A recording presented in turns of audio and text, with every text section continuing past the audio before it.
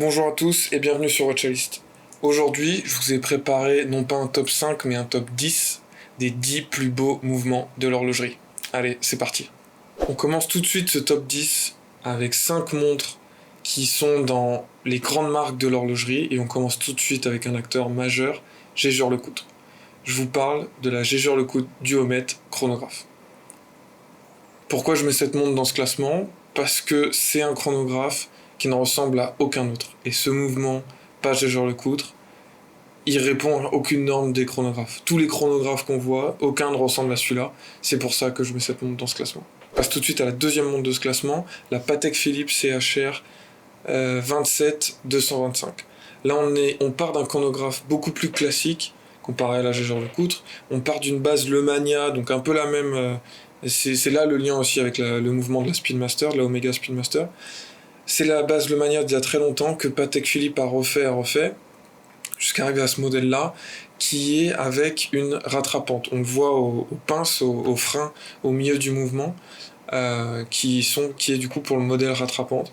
Là, on est vraiment dans le top de l'horlogerie suisse, niveau chronographe manuel. Il n'y a pas mieux. Magnifique. Et pour info, petite anecdote, c'est ce mouvement que Laurent Garnier a mis sur la pochette de son EP Timeless. Ensuite, toujours dans l'histoire, on va chez Breguet, troisième montre de ce classement, la Breguet Extra Plate 5377. Mouvement tourbillon, histoire de Breguet, tourbillon, et gravé à la main. Toutes les petites gravures que vous voyez, c'est à la main. C'est pas des finitions classiques, Côte de Genève, etc. Non, là c'est vraiment à la main, quelqu'un qui vient avec son petit outil, enlever de la matière pour graver ça. J'ai mis ce mouvement dans ce classement parce que pour moi il est magnifique, dans le sens où il reflète toute l'histoire de l'horlogerie, de l'artisanat que peut être l'horlogerie. Quatrième mouvement de ce classement, la A. Lange & Söhne, datographe tourbillon perpétuel avec le mouvement L952.2. Je sais, c'est assez long, mais ce mouvement est ouf. C'est comme la plupart des mouvements chronographes d'A. Lange & Söhne, beaucoup de niveaux, beaucoup de jeux sur les différents niveaux dans le mouvement. Quand on le regarde, on a vraiment l'impression d'avoir une mini-ville, une maquette, c'est vraiment plein de relief. En plus, il y a le tourbillon, donc ils ont dû faire de la place pour le tourbillon qui a un balancier plus large. Et les finitions sont dingues, les finitions d'A. Lange & Söhne sont ouf. À ce niveau, on est au niveau de Patek Philippe. Certains diront même mieux chez A. Lange & Söhne. Allez, sûrement mieux chez A. Lange & Söhne. Mais les finitions sont ouf. Ce qui tient le tourbillon, la cage du tourbillon est fini main. Tous les angles à l'intérieur, il y a un mec qui est venu avec sa petite lime faire le chanfrein et les angles internes à la lime, etc. Ouf. D'ailleurs, les pièces du mouvement ne sont pas finies de la même manière, selon si elles sont mobiles ou non. Enfin bref, selon si elles appartiennent au module chronographe ou non. Il y a des finitions plus ou moins brossées, plus ou moins polies. Black polish, polissage noir, miroir pour certains, et d'autres qui sont plus brossées, on va dire. Pas la même finition, selon la fonction des pièces. Enfin bref, il y a vraiment de la recherche là-dedans, même dans les finitions, il y a de la recherche sur les pièces, etc. Cinquième montre de ce classement, on retourne chez Jaeger-LeCoultre avec alors là, il me faut mon téléphone. La Master Grand Giro Tourbillon Wastemaster Perpétuel. Je vous la mets là. Elle est ouf cette montre. Les complications sont dingues. On a le Giro Tourbillon. Jaeger-LeCoultre, master des Giro Tourbillons. Je veux dire, cette invention est ouf. Dans cette montre, on a donc le Giro Tourbillon. La répétition minute, mais au final qui est en Wastemaster, donc encore plus compliqué qu'une répétition minute classique. On a même un remontoir d'égalité, on a le calendrier perpétuel, tout ça sans avoir un cadran surchargé, mais vraiment si on focus sur le mouvement est ouf, et très bien architecturé, et très joli à voir. On a toutes ces fonctions, on a ce soleillage qui remonte comme ça, c'est ouf. Ensuite, deuxième partie de ce top 10, les 5 montres, les 5 meilleures, pour moi elles sont chez les indépendants, donc les 5 meilleures, ce sera que des indépendants, j'oublie tout le reste, et là, je vais prendre uniquement les montres qui n'ont pas des mouvements apparents, donc pas de Romain Gauthier Logical One, et je vais aussi pas prendre de montres qui... Enfin, il y a des montres où j'adore les mouvements, mais je les trouve pas très beaux. C'est plus au niveau des fonctionnalités qu'elles sont ouf, comme la Bernard Lederer Central Impulse, ou la Ferdinand Berthoud FB2RE. Enfin bref, ces deux montres-là, je les mets pas dans le classement. Elles sont ouf niveau fonction, niveau finition, je les trouve un peu en dessous. Donc sixième montre de ce classement, la Langenhain George, on sait toujours pas. Montre sans complication, mais les finitions du mouvement sont ouf. On dirait pas comme ça quand on voit le cadran. Quand on la retourne, là on se dit qu'il se passe quelque chose. L'architecture est très simple parce qu'on est juste sur heure, minute, seconde. Mais on a les étages, les roues, tout est très lisible et fini à la perfection. Le colimaçonnage sur les roues, le petit diamant sur le balancier. Ouf cette montre. Les niveaux finition, là, les Allemands, chapeau. Ensuite, septième montre de ce classement, la Laurent Ferrier Galet Micro-Rotor.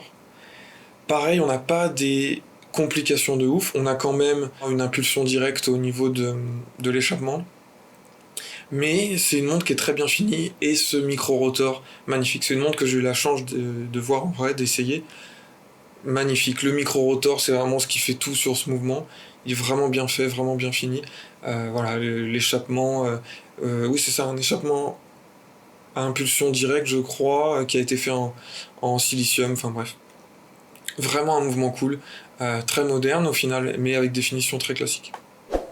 Ensuite, huitième montre de ce classement, la François-Paul Journe chronomètre à résonance. J'ai beaucoup hésité avec la chronomètre bleue, parce que sur la chronomètre bleue, on a le balancier qui paraît n'être connecté à rien, parce qu'il est connecté sous le plateau. Mais je prends vraiment la chronomètre à résonance. Pourquoi ? Parce qu'on a ces deux trains d'engrenage qui mènent aux deux balanciers qui sont en résonance. Donc on a le phénomène de résonance qu'on peut observer. C'est ouf. Encore une fois, une montre que j'ai eu la chance d'essayer. Elle est ouf cette montre. Elle est magnifique côté cadran et côté mouvement. Ouf. Tout a été pensé pour que la résonance ait lieu au niveau des balanciers. Les finitions sont dingues. Enfin bref. Magnifique. Et le phénomène de résonance, les deux balanciers qui oscillent en même temps, qui sont synchronisés, c'est hypnotisant, on va dire. Ensuite, neuvième montre de ce classement, c'est un chronographe qui a été fini par Kari Voutilainen, qui a été fait par Kari Voutilainen, donc c'est le Voutilainen Chronograph Masterpiece 2. Je suis pas sûr qu'il soit toujours en vente, si c'est une édition limitée, etc. Mais un chronographe fait par un indépendant, dans la tradition, j'ai envie de dire, parce que niveau architecture, il ressemble à d'autres chronographes qu'on peut voir chez Patek Philippe, etc. Mais on a des finitions qui se résonnent plus indépendants, avec le plateau principal qui est doré, les pièces mobiles argentées. Donc voilà, ça rappelle d'autres mouvements indépendants, cette plaque dorée. Mais les finitions sont là. Kari Voutilainen, pour moi, le roi des finitions, j'ai envie de dire, ce gars-là. Quand il fait toutes les MBNF, etc., c'est toujours au top. Rien à dire sur cette montre, un chronographe excellemment exécuté, pour quelqu'un qui n'est ni suisse ni allemand d'ailleurs. Enfin bref, magnifique. Et enfin, le top 1 de ce classement, pour moi, le plus beau mouvement de l'horlogerie, c'est le mouvement de la Groeneveld remontoir 1941. Alors Groeneveld, c'est un horloger, c'est des frères je crois, aux Pays-Bas, donc ni suisse, ni allemand, ni quoi que ce soit. Ils sont aux Pays-Bas, ils font leur montre, et la Groeneveld remontoir 1941, c'est un mouvement qui est en acier. Donc déjà, faire un mouvement en acier, c'est loin d'être simple, beaucoup plus simple. C'est beaucoup plus simple d'usiner un mouvement en or qu'un mouvement en acier, l'acier étant extrêmement dur. Ils sont arrivés à faire ce mouvement en acier, très bien fini, et on retrouve dans ce mouvement l'aspect, un peu comme je disais chez Langen 2, l'aspect ville, multi-étage, etc. On s'y perd. Et vraiment, c'est aussi une montre, j'ai eu la chance de l'essayer. Quand on regarde le mouvement, c'est ouf, on s'y perd, on a envie de regarder vraiment dans les moindres détails, les finitions sont au top, et on a ce remontoir d'égalité toutes les 8 secondes de mémoire, qu'on voit aussi côté cadran, sauf pour l'édition limitée au Dinky où ils l'ont caché. Mais toutes les 8 secondes, on a ce frein un peu qui tourne, qui se relâche en tout cas, pour faire la fonction remontoir d'égalité, d'où le nom de la montre. Et voilà, un mouvement de dingue, un mouvement magnifique. Niveau complication, on n'est pas sur un tourbillon ou quoi. Il y a un remontoir d'égalité, c'est pas simple. Mais c'est un mouvement qui, dans ses finitions acier très brutes, casse un peu les codes. Et c'est ça que j'aime bien dans ce mouvement. Ça casse les codes, on s'y perd, c'est...